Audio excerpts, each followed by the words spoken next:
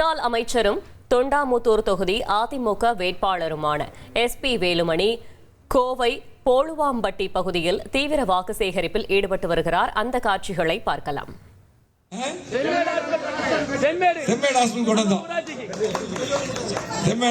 கல்யாண மண்டபம் எல்லாம் உங்களுக்கே தெரியும். சொல்றேன், சில எல்லா திட்டங்களும் சொன்னா சாயங்காலம் ஆயிரும். சில திட்டங்கள் மட்டும் தான் சொல்றேன். அதே போல 52 பஸ் விட்டோம் எல்லா ஊருக்கும். கிட்டத்தட்ட 30 பஸ் நிறுத்திட்டாங்க. ஒண்ணு இல்ல, கண்டிப்பா மே 4ஆம் தேதிக்கு மேல அம்மாவுடைய ஆட்சி எடப்பாடி வந்து மீண்டும் அந்த பஸ்களை விடுவோம். அது மட்டுமல்ல, நம்ம தொகுதிக்குன்னு தீயணைப்பு நிலையம் திடீர்னு தீ பிடிச்சிச்சுன்னா ஃபயர் சர்வீஸ் ஸ்டேஷன் இல்லாம இருந்தது. தீயணைப்பு நிலையம் அதுவும் நம்ம கொண்டு வந்துட்டோம். கூட்டு திட்டம் 50 கிலோமீட்டர் கொண்டு வந்து கொடுத்துருக்கோம். RD ஆபீஸ், தாலுகா ஆபீஸ், என்னென்ன தேவையோ கொண்டு கொடுத்துருக்கோம். உங்களுடைய ஆதரவால் வெற்றி பெற்ற பின்னால் நான் கோவை மாவட்டத்துக்கு மிகப்பெரிய வளர்ச்சி கொடுத்திருக்கேன். அம்மா அமைச்சரை போட்ட பின்னால் 50 ஆண்டுகள் அது வளர்ச்சி கொடுத்திருக்கோம். எங்க பார்த்தா சாலைகள், பாலங்கள், கூட்டு திட்டம், அத்திக்கடை திட்டம், ஏர்போர்ட் விரிவாக்கம் என்று பல்வேறு திட்டங்களை கொடுத்திருக்கிறோம். இன்னைக்கு ஏர்போர்ட் விரிவாக்கத்துக்கு நிலம் எடுத்து கொடுத்துட்டோம். திமுக ஆட்சி கிடப்பில் போட்டாங்க. அது வந்திருந்தா நம்முடைய குழந்தைகள், உங்க வீட்டில் இருக்கிற படிச்சவங்க எல்லாம் நிறைய பேர் என்ன பண்றாங்க, இப்ப வேலைக்கு பெங்களூர் போறாங்க, வெவ்வேறு இடத்துக்கு போறாங்க, சென்னை போறாங்க. இன்னைக்கு இங்கேயே ஒரு 40-50 பேருக்கு வேலை கிடைச்சிருக்கும். அந்த மாதிரி அந்த திட்டத்தை கொண்டு வந்தோம். அது அப்படியே கிடப்பில் போட்டாங்க. அதுவும் மீண்டும் நான் செய்வோம்.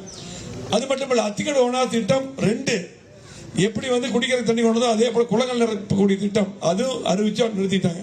கண்டிப்பா 93 குளங்கள் நம்ம ஏரியாவில் குளங்கள் நிரப்பக்கூடிய அந்த திட்டத்தை. ஆகவே அது மட்டும் நம்ம எதா இருந்தாலும் நம்ம தான் செஞ்சிருக்கோம். இவங்க எதுவுமே பண்ணல, விளம்பரத்தை மட்டும் ஆட்சி விட்டாங்க. அது மட்டும் இல்ல, இந்த ஆட்சியில என்ன முக்கியமான ஒரு ஆட்சினா பெண்களுக்கு பாதுகாப்பு கொடுக்கணும், தாய்மார்களுக்கு பாதுகாப்பு கொடுக்கணும். இன்னைக்கு பாத்தீங்கன்னா கோயம்புத்தூர்ல பெரியவங்க வயசானவங்களா இருந்தாங்கன்னா ஒரு 5000-2000 வெட்டி கொண்டு போயிடறாங்க. அது மட்டுமல்ல, இன்னைக்கு ஏர்போர்ட் பக்கத்தில் ஒரு சகோதரிக்கு என்ன பண்ணாங்க தெரியும்? ஒரு 4 பேர் சேர்ந்து சரவணம்பட்டியில ஒரு சகோதரி எரிச்சு கொண்டுட்டாங்க. அது பத்திரிகையிலே வராம உடனடியாக போலீஸ் போய் அந்த பாடி எடுத்து ஜிஎஸ் கொண்டு வராங்க. வெளியே தெரிஞ்சிடக்கூடாது. இவ்வளவு மோசமான ஆச்சு. யாருக்கு பாதுகாப்பு இல்லை, பெண்களுக்கு பாதுகாப்பு. எங்க பார்த்தா கஞ்சா விற்கிறான். இன்னைக்கு நம்ம இருக்கும்போது போலீஸ் எவ்வளவு கண்ட்ரோலா இருந்தது. ஆகவே இன்னைக்கு பாத்தீங்கன்னா யாருமே செயல்படல. போலீஸ் மக்களை பாதுகாக்கிறது தான். அதெல்லாம் இன்னைக்கு மாறி போச்சு. இதெல்லாம் சரியாக வேண்டும் என்றால் அம்மாவுடைய ஆட்சி எடப்பாடி தலைமையில்.